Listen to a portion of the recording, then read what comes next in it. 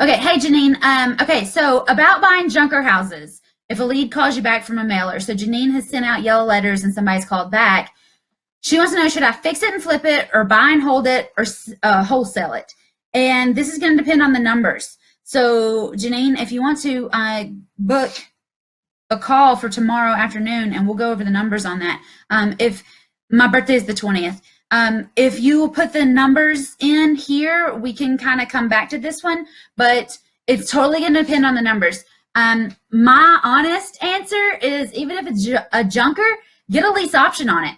Get a contract on it. Once you have a contract on it and you've got time, then you can put it out to the market. You can put it out to your partners. You can put it out there and see if it should go buy and hold, or see if it should go wholesale, or see if it should go rent to own. Get a contract on it, and then we'll have an opportunity to figure out what we should do with it. And we talk about things that we've learned from experience. That is definitely one of them.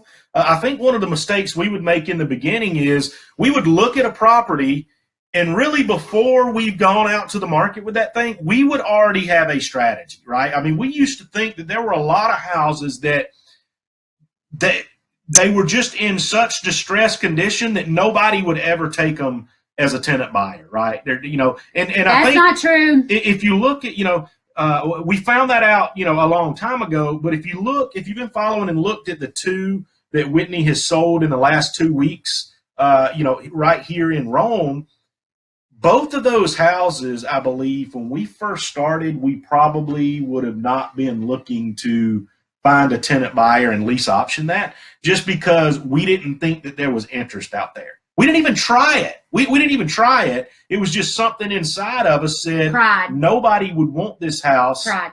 in that condition. And we found out that that's just not the case. So don't judge a book by its cover, and don't judge a house by who might want to buy it.